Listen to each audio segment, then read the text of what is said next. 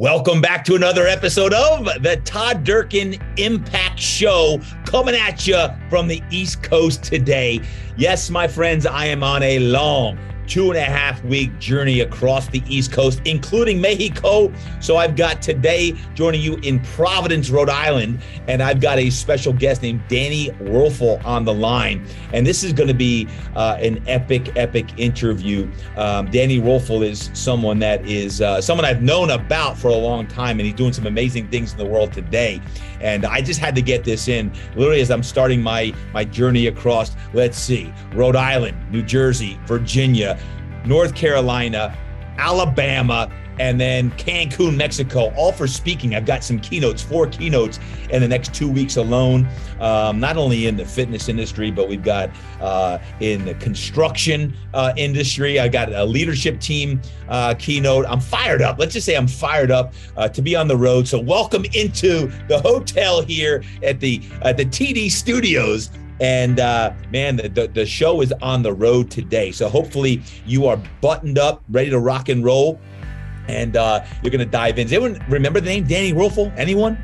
Yeah. Well, check this out. I'm going to give Danny his due because he's a Heisman Trophy winner. In 1996, he led the Gators to their first national championship. In 96, he was inducted to the College Hall of Fame in 2013. He played for Coach Steve Spurrier at Florida. And right now in his day, he's doing some ministry work. But Danny had a 6-year NFL career, got drafted by Mike Ditka, played for 4 different teams. And upon retirement, he got involved with Desire Street Ministries, right? Desire Street Ministries. And check this out. It's a nonprofit organization that seeks to help impoverished neighborhoods through spiritual and community development.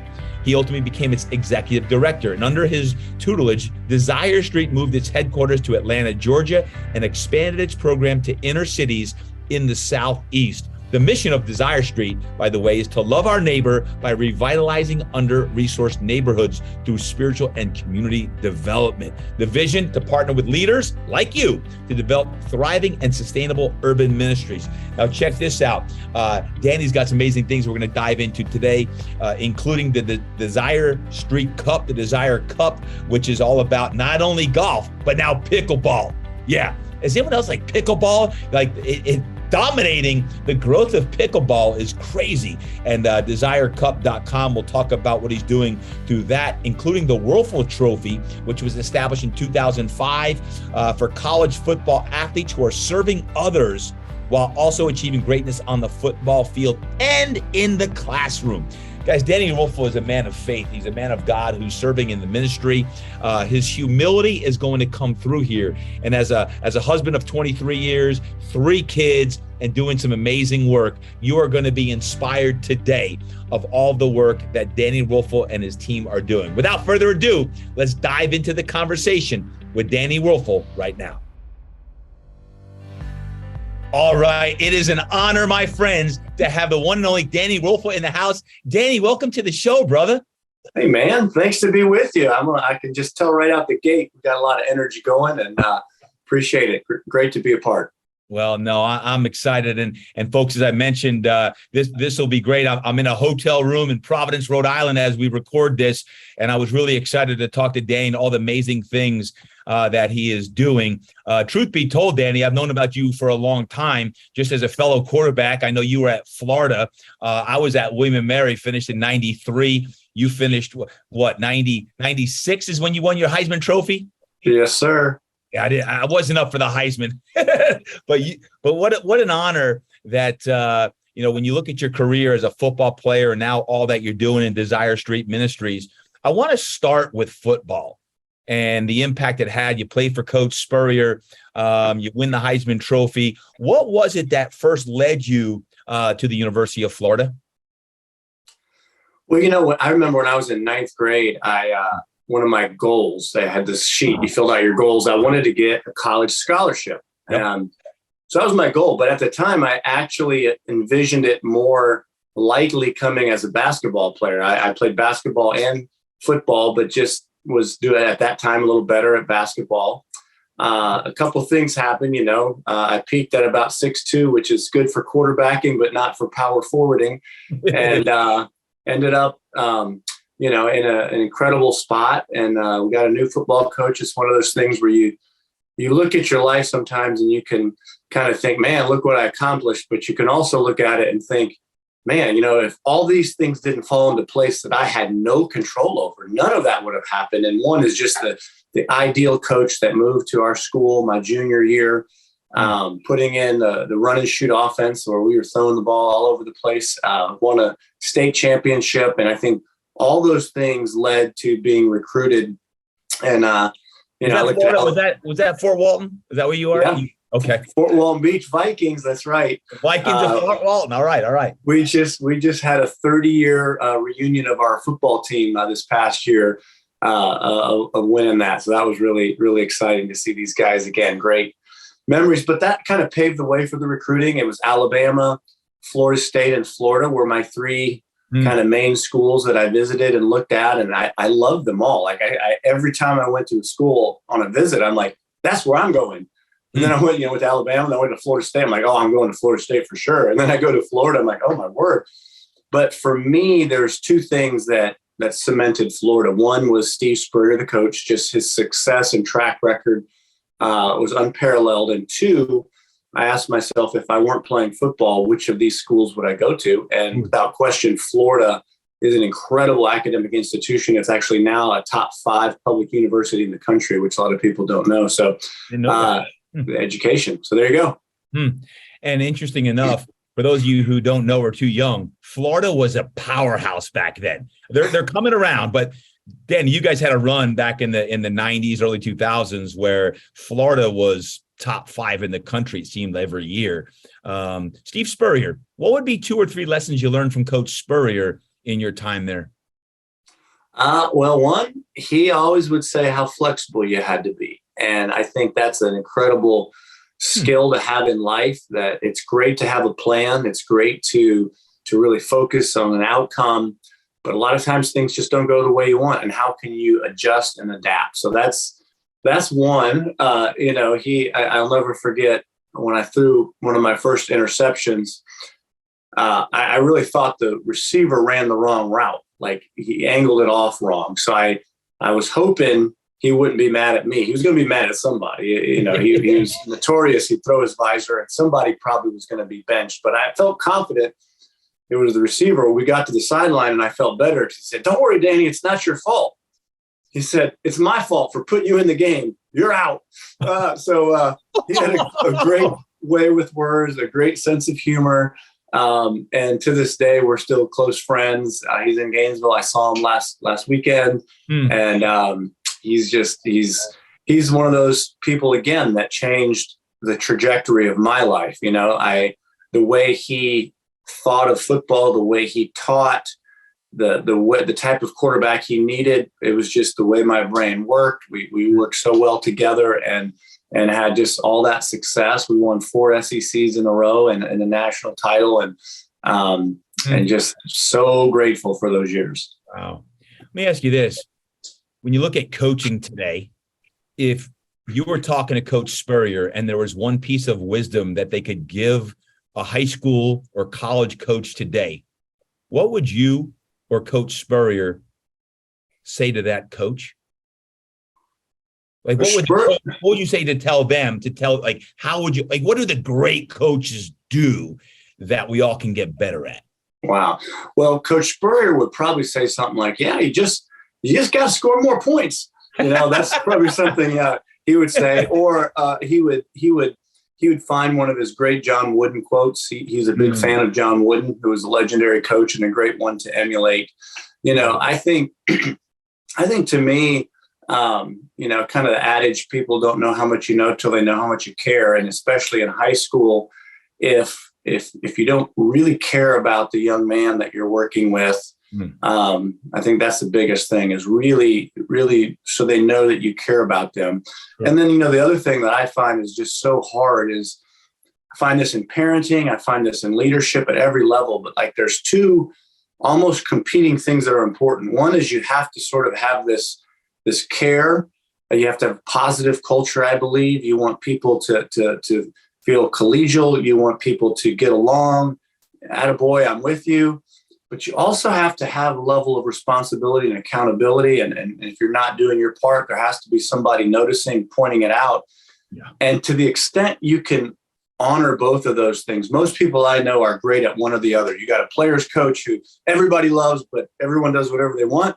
Or you have some sort of military style sheriff who everybody hates, but he makes it, and like to the extent the coaches that can balance those two things, I think are doing a great service to their kids. Yeah, no, you hit the nail on the head there, Danny. I think when you talk about coaching today, caring and developing a positive culture is of the utmost importance. We actually have a lot of young boys and girls listen to this podcast, as well as a lot of coaches in all sports, men's and women's sports.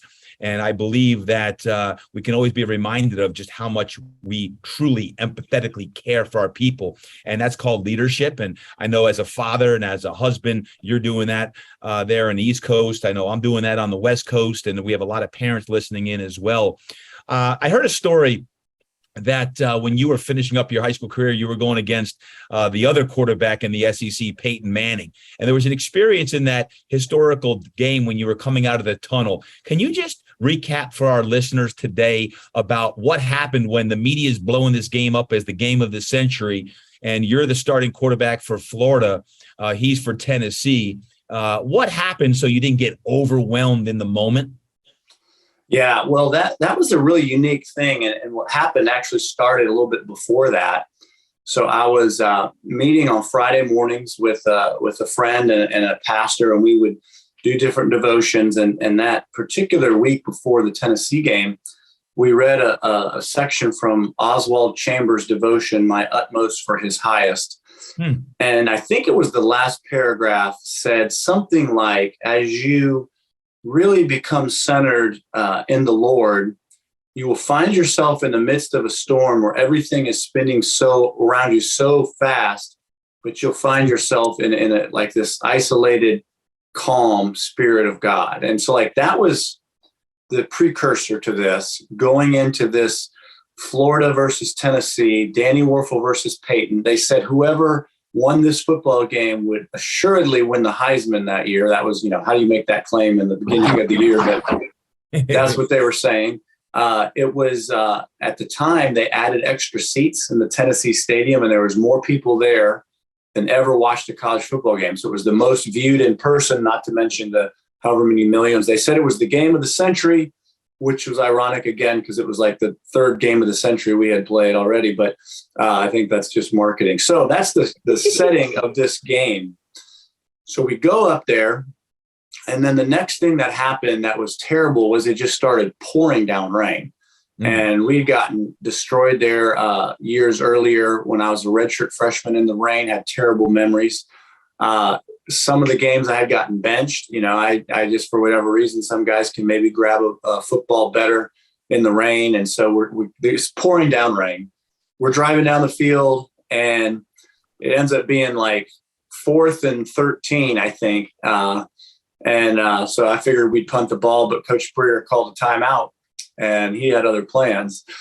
So the story itself is I go to the sideline, and Coach Spurrier is trying to figure out what play he's going to run. And it's crazy. I mean, the rain's smashing down. The stands are electric and loud. You can barely hear. The band's going nuts. And for some reason, that's the moment where my experience or my mind, my heart, my spirit went back to this devotion about you're going to find yourself in a situation where everything around you is crazy. And yet, if you also find yourself in the peace of God, and what I'm about to describe to you is something that I wouldn't call it a vision, Todd, but I'd call it, this is just a daydream that my mind played out in a few seconds while I was sitting there. So sorry, I'm going a long time, but this was a pretty significant moment. And so it was almost like you can envision in a movie where it goes slow motion. And the rain, you can see it bouncing off things. And then the crowd noise just sort of ended to where it was quiet. And I turned and I just envisioned Jesus walking out of the tunnel in the end zone and coming like just to the edge of the field by the goalpost. And so I was watching him, and he kind of looked around at this incredible venue, and he was like, what I could read in his facial expression was, this is wow, this is a cool thing. And he took it in for a moment, and then he left because he had somewhere else to go. And it was like, wait, well, where's he going? There's somewhere else that's more important. And in my mind, again, I didn't do this, but in my mind, I dropped my helmet and where's he going? Interesting. And as that played out, it just sort of reminded me like, this seems like it's the most important thing in the world at the moment, but really, is it? Is this the most important thing? Of course not. And it just gave me a perspective and a piece. Coach Spurrier called a 15-yard middle route. Yep. I went back out and I just did my read. The safety crashed down on the middle route. So I threw a post over the top for a touchdown on 4th down, and we went on to win the game, the Heisman national title. And so much of it for me centers around that moment of intimacy in my heart with Christ. That was just a peaceful moment.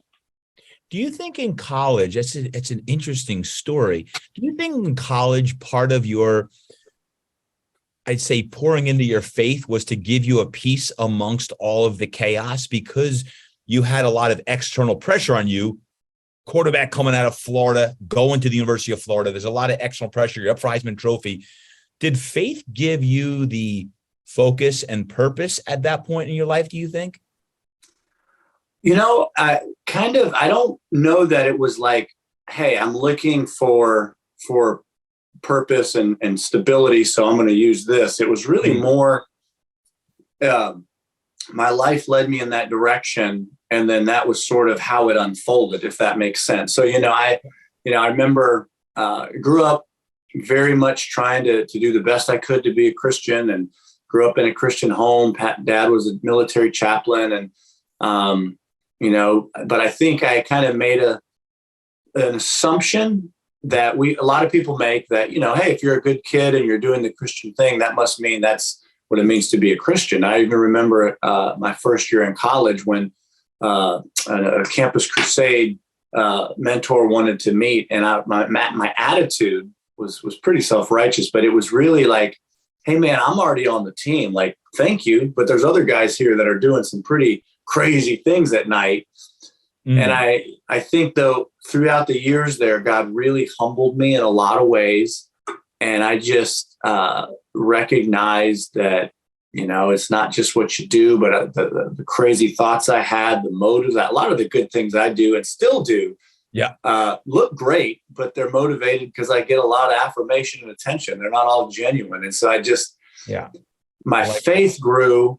And then as I kind of responded to that, I noticed that it was an incredible stabilizing factor in the life that I was living as a football player there.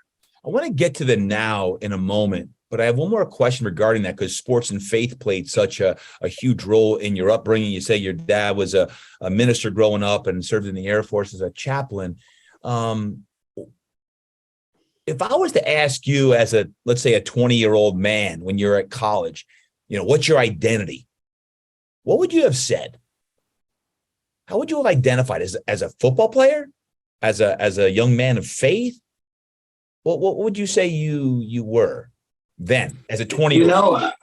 I remember saying it. It's funny I can answer that because it was probably written down in plenty of places. But I remember saying, and it was kind of a quote I'm sure I stole in some capacity. Most of the cool things I say I've stolen somewhere, Todd. But like, it's like I'm not a football player who happens to be a Christian.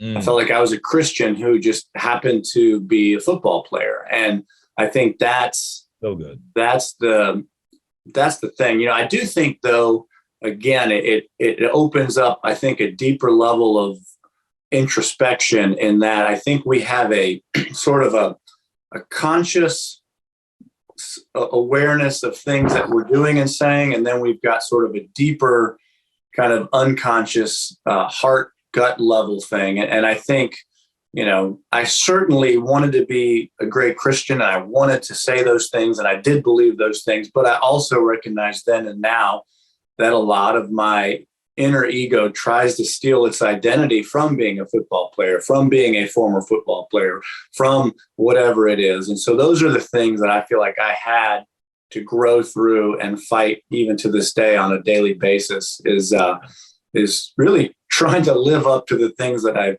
I've said I believe. You know what I mean? I 100%. That's why I asked the question is so many times, especially as a young man or woman, you whether if you're an athlete or you're a musician, you think that's who you are. And yeah, that's part of who you are. But there's a deeper self and spirit inside of you that I think many times we're missing. And if you identify as just an athlete and you blow at your ACL or something happens, all of a sudden you're a lost soldier. And I love that even as a young man, obviously your upbringing had something to do with that, that your faith played a key role in your setbacks. And even when your humility, when you won the Heisman Trophy, your humility throughout the time played a major role. So I appreciate you showing up and sharing that, because I think it's a great lesson for all people. And even now, I can't wait to talk about this, because you got drafted by Ditka, 6 years in the NFL, 4 different teams, and had a great NFL career. But really what I want to talk about is what you're doing now to make a difference. And I know when you retired, the Dream Street Ministries is what you're passionate about. Can you share with our listeners what is Dream Street Ministries and why you're so fired up about it? Yeah. Well, first of all, I appreciate you saying you had a great NFL career. That was either kind, misinformed, or hyperbole. But hey, just to be there was great. 6 years in the league is not many people get 6 years in the league. I appreciate that. And so really what happened was when I first went to New Orleans as a rookie in '97, because of the kind of the discipleship, the mentorship in college, I went to New Orleans thinking of myself not as just, football wasn't my total vocation. It wasn't my calling. It was just sort of my job while I was there. And I was open and I was thinking, what do I become a part of while I'm here? And I learned of this organization called Desire Street. It was started a few years before me. Dream. I keep thinking it's desire, but the dream of you share your dreams there, but Desire Street Ministries. Yeah. So it's on Desire Street in New Orleans, in one of the worst neighborhoods in the country. And a guy had moved there named Mo he was from Georgia, and moved in the neighborhood and was working with youth. And I was blown away. Like, this was faith in action. And I started volunteering with the kids, playing basketball, doing tutoring, after school stuff. It led to us starting a private school, housing programs, a church. It was just a really amazing thing with the vision to grow beyond. And so that was sort of what I did the whole time that I was playing in the NFL, is I'd go back to New Orleans in the off seasons and be a part of Desire Street. And so that's how I initially got involved. And then shortly, really part of the reason I retired was to begin working there full time. I remember I would drive down a road in New Orleans and I'd get to the highway and I'd have to turn right to go practice and train for football. And, I had more opportunities for, beyond that, but I'd have to go left to go to Desire Street. And every time I got there, it just got harder and harder for me to turn right, because there's cool things happening. I had more energy and engagement. So I retired from football, went right to working at Desire Street. And, we had no idea at the time, but a year later, Hurricane Katrina hit, ruined everything we had built, spread kids all over the country in disaster. Our family, my wife and I, we lost our home and everything. It was a very chaotic time. Where were you at? What part of New Orleans were you living where you lost your home? We lived in Lakeview.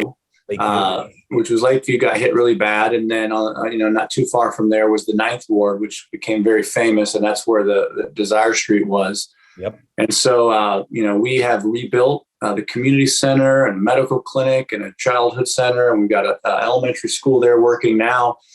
But I became the director shortly after that and really was charged with helping Desire Street grow to impact neighborhoods all over the South. And what I found was a couple things. One is there already were people doing great work everywhere. You didn't really have to go invent the wheel somewhere. There was somebody in almost every neighborhood that had already started, that had vision and passion. Mm-hmm. But what I also found was in most cases, those leaders were burning out. They were barely hanging on. No one was seeing the effective change that they dreamt for. And it just brought me back to thinking of, what helped me become the player that I was. It was the coaches that I mentioned. It was Coach Spurrier. It was the people that came around and poured into me. And so that's really what Desire Street has become. We are a group that comes alongside and partners with existing leaders that live and serve in under-resourced neighborhoods. We partner with them for about 5 years. It's deep. We help them develop their boards. We help them develop funding. We do strategic planning. We do regular coaching, individual life coaching. We provide counseling for them and their families, retreats. And it's like these are heroes that are just often on islands trying to survive, doing incredible work.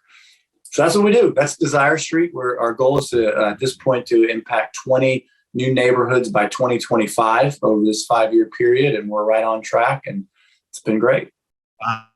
Wow. Talk about impact. Is it 7 states now that Desire Street is in?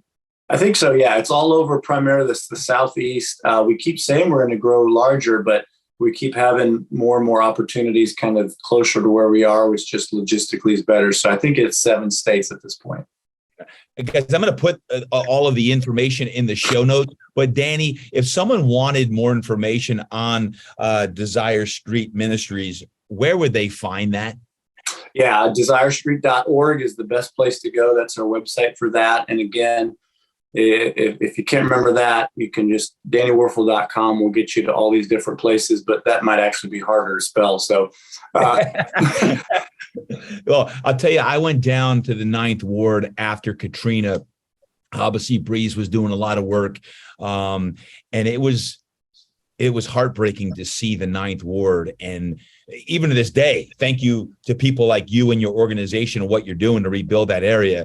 It looked like a war zone. And I was like, whoa, I've never seen anything like this before. And to hear what you and your team are doing, not only in the 9th Ward in New Orleans, but throughout the Southeast. And I know your plans and vision to grow is huge. I think I keep calling dream. Like, you have a dream, you have a purpose, you have a vision, and that's what Desire Street Ministries is all about. Question for you on helping people with burnout, because you mentioned, you talk about holistic ministries and due to the rate of burnout. What specifically is your vision to help those people who are burning out or are burnt out? Yeah, well, so often it's people that have an extraordinary drive and ability to care for other people. And yet in the long haul, if you don't care for your own body, if you don't care for your own soul, if you don't care for your own spirit, it just life and ministry takes a toll. And so what we find, it's that old, a lot of people use the illustration, like when you get on a plane and they're giving the safety demonstration and the masks come down. Right. They say, if you're traveling with kids, you automatically think, oh, get their mask on them first. But no, they say, put your mask on first, because if you pass out, you're not going to help anybody. And that's kind of the part of the main thing. And so a lot of what we do with our leaders is really trying to encourage some soul care, some slowing down. We host retreats throughout the year where we try to help make that possible for them to do that.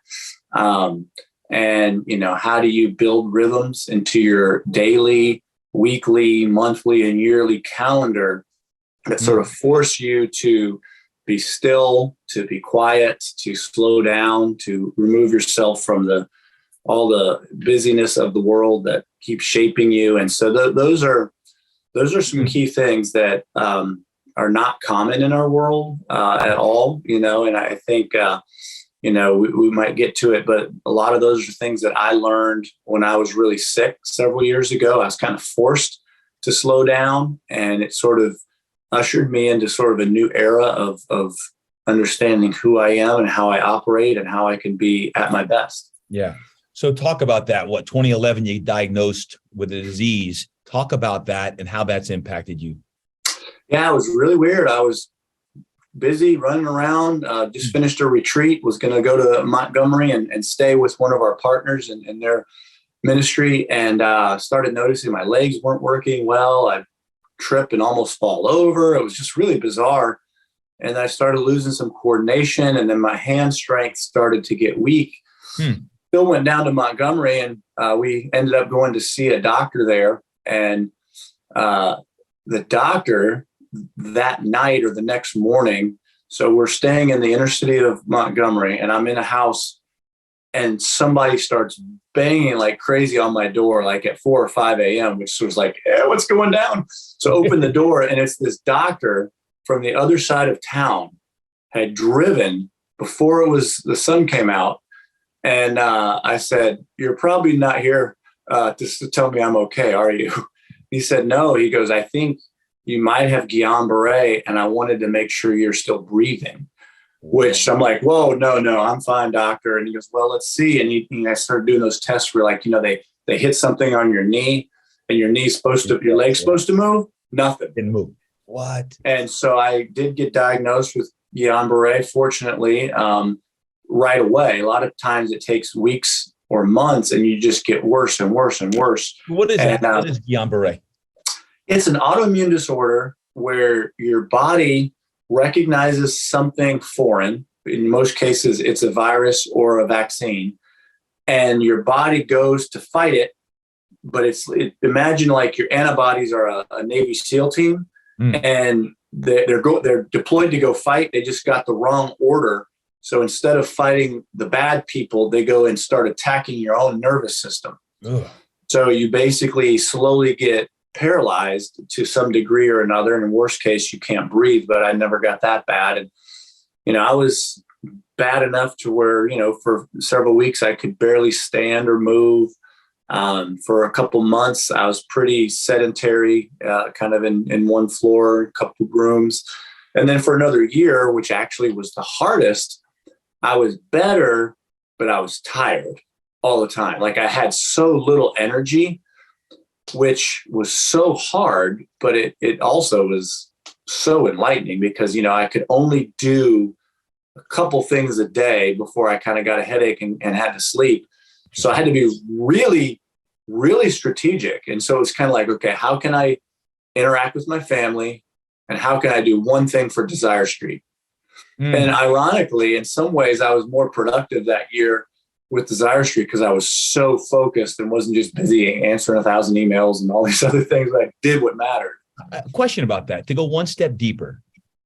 So here you are, you're an athlete, used to feeling great. You get knocked off your feet, literally. And you look back now, it's like, oh, I was really productive. But how bad did it get? Like I always talk about get your mind right. Mentally, were you jacked up? Were you like, man, what is going on? Am I ever going to get better? Like how dark did it get inside your dome?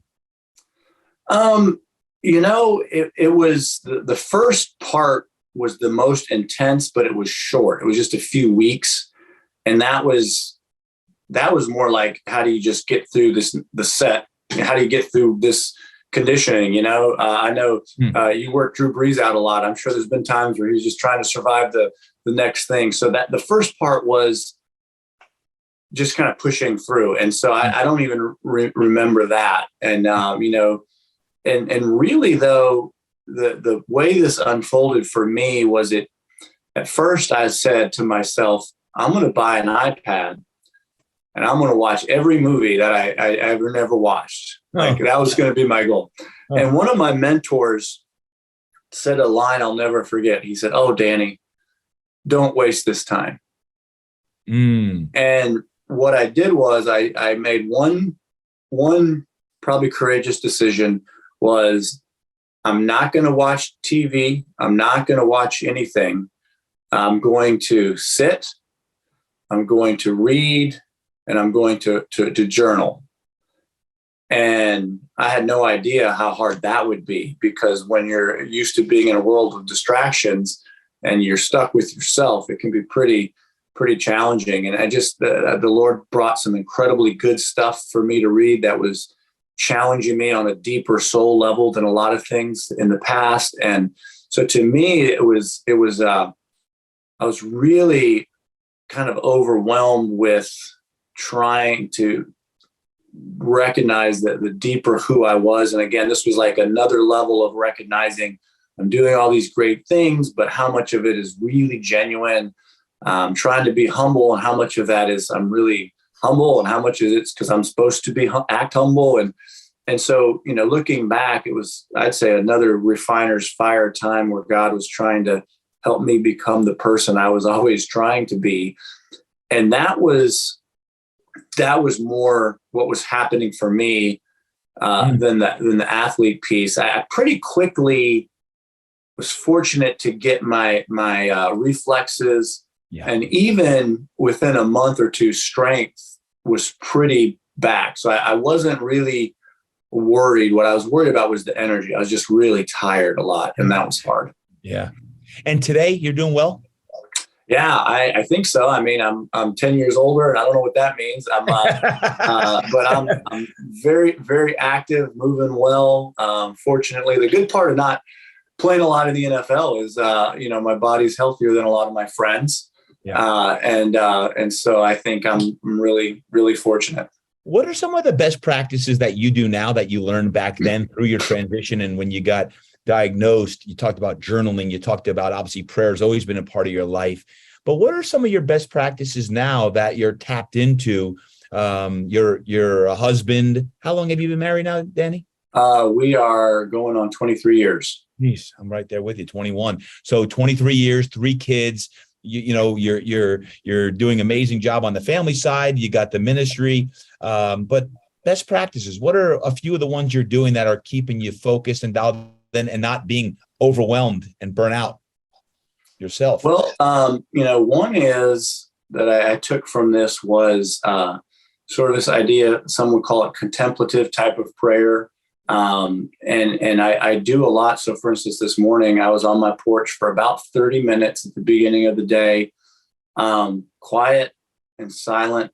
And it's really not even an active thinking prayer. In fact, you're trying to not think. Like when you have a thought, you release that thought back to God and say, I'm not even going to have my own thoughts for a moment. I'm just going to be here with you. And it sort of, most of the time I'm thinking about something and analyzing it. And even sometimes when I read a Bible verse, I'm thinking about how I'm going to use that for the next devotion. And so just really like to be completely alone in stillness has been incredibly transformative for me and freeing. And, I really try to do an emotional check-in regularly. I used to, I don't know if I used to feel emotions or not, but I didn't think I did. And I was just always okay, or great. And as opposed to now, to really recognize that I get angry a lot, but I don't even know it. But now I'm starting to recognize it. I can recognize what I'm feeling, things that helps me recognize where my kids and my wife are and connect with them better. So sometimes I even have a sheet with a bunch of words that are feeling words, and I'll just look through those words and write down the ones that I can identify with, which has been helpful. The journaling is huge, although you kind of convicted me because I haven't been as faithful on that piece as much recently. But those are some of the things, we try to do. Yeah. I've done silent retreats over the weekend at different places. That is fantastic. And then I do spend just a lot more time alone than I used to. I think when I'm around people, I often try to think about what would impress them. And like when I'm alone, man, there's no one to impress. It's just me and God. Yeah, that's the hardest thing to do too, right? You call it contemplative prayer, is to be silent for 30 minutes. It's hard to do that. It's really hard to be still, right? I recently read a book, Stillness is the Key by Ron Holiday. And it's all about being still. And it's so important. I call it tapping into the whispers. Like that. Yeah. And tapping in the whispers that's what it allows you to do. Is I used to think prayer was always talking to God, but now it's sometimes being silent. It's listening to what God has to say to you. Right. And that's the hardest thing, is to just be quiet. Right? That's really, really good. If someone was really want to go deeper in their own faith as a man in the ministry yourself, what would be some places that you would say, here's where Danny Wuerffel would start? Where would you? Oh man. Yeah. To me, one of the most important things is, you really can't be an authentic Lone Ranger in that journey. It's like one of the reasons I love football is it's a team sport, and I think life is a team sport. And while part of my journey towards my soul has had to be alone, this other part of it that's so important is being around other people that know you so well that you're really doing life with. I was part of a group for years that met every Tuesday night, and people just knew me better than I knew myself, and it was full vulnerability and honesty. And I'm getting with another group here shortly to start that again. But that's been a staple of my life. So I think, the problem is some of those groups can also be judgmental, and a lot of them can be legalistic, and there's a lot of ways groups can go. But to me, the concept of not kind of being alone in your secrets or your behaviors or all the things that can kind of lead you astray. So that's great. That's one key thing. I think that's important for everybody. That's a great point, right? It's all about who you surround yourself with and the people that you're sharpening up and are sharpening you. So great point. Danny, you've got a lot going on in addition to Desire Street Ministries. You've got your foundation, the Wuerffel Foundation. You got the Wuerffel Trophy. Can you just share a couple of things with our listeners about some of the other exciting things that you have with the foundation, the trophy, and all that you're doing to impact people literally across the land? Yeah, well, thanks. Well, my my meta vision is to really impact the world by inspiring people towards service, towards where it's not about you, do something for someone else. And also along with that, this idea of unity. Sometimes you can serve somebody and still think you're way better than them, as opposed to, authentic mutual edification and being honoring of all different people. And so the Wuerffel Foundation exists to support me in all those endeavors. And one of those is, it's pretty cool. We have the Wuerffel Trophy, is a college award for community service, period. It's like, how much community service do you do? We have over 100 nominees. It's been going on for, 17, 18 years now, but it's like really picked up momentum recently. We've got more people engaged. Our winner's been interviewed on the ESPN award show, and we just found out this year they want to host the Heisman Trophy, wants to host our winner for the Heisman weekend. So we're really, really excited about that. That's a college football athlete who's serving their community. Correct. Division I college football. So we get about 115 nominees from Division I college football teams, and we look at their resume of what they did, and and then we have a selection committee, and that's the awesome. Wuerffel Trophy. How do you get that word out there for all colleges and all D1 athletes? We have a group of people that are assigned to conferences that reach out to the SIDs and athletic directors. I love it. And so that's really the key is to the extent that the athletic director and most likely the sports information director will help get these nominations filled out. That's how we know who to look for. And what's the Desire Street Cup? Yeah, so the Desire Cup is a golf outing we've done 12 years now. It's centered usually around the Florida-Georgia football game, which on this side of the country is kind of a big deal. And it's been a really fun event that's been happening for years. We have celebrities and coaches from both schools. And then this year we added, a new favorite thing of mine is pickleball. I'm part of the crew joining the pickleball world. And man, we started a little pickleball event, Todd, that has now turned into might be bigger than the golf tournament. We're having professional pickleball players, because yes, there are very great pickleball players, and then celebrities who went to the same college. They're going to play in this tournament representing their college. And it's, be live streamed, might be on a network, talking to different folks. It's starting to blow up. So really excited about Pickleball that. is blowing up. Pickleball. So the Desire Cup is now not only golf, it's going into pickleball. That's right. We call it Pickle Bowl. It's like the Orange Bowl, Sugar Bowl, Pickle Bowl 2022, baby. So this is just between me and you, but have you talked any smack to Breeze yet about Purdue versus Florida? I mean, we got to see what we can do here. Well, me and my partner are locked in. I've got a pro. We're locked in for Florida. We got the pro locked in for Purdue, and hopefully Drew's going to be able to be there. I don't suspect he's going to hide from a fight. Hopefully his schedule will allow him to be there. But if you want to talk trash with him, if that helps him get there, let's do it. I'm going to talk a lot of smack. Pickleball everywhere is growing up. I mean, I know so many people, at least in San Diego, I'm talking 60, 70-year-old men and women who were avid tennis players who are falling in love with pickleball. I have 20 and 30-somethings that are falling in love with pickleball. So, so Desire Cup, and that's all to raise money for the ministry. Is that right? Yep. It's a big fundraising event. It's at the end of October in Georgia. It's in Sea Island, Georgia.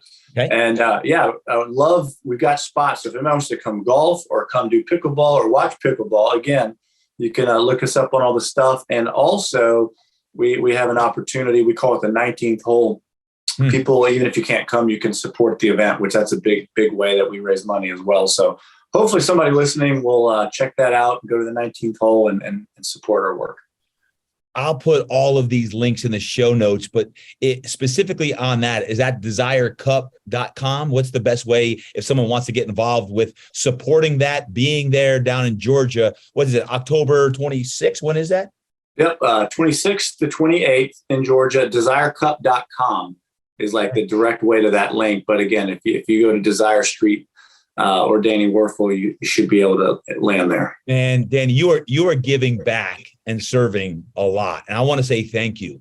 Between, Desire Street Ministries, the Wuerffel Cup, Desire Cup, so much you're giving back and you're helping people on many different levels, and including impoverished communities as well.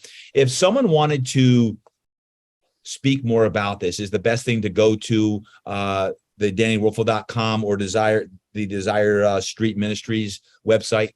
Yeah, DannyWuerffel.com. We check that all the time, and it's a way for people to connect and get the story out. We'll be doing a lot of publicity this fall around the Wuerffel Trophy and trying to promote our nominees and our winners. Really, they're doing great work. And when usually you're either the best player on the best team or you did something dumb.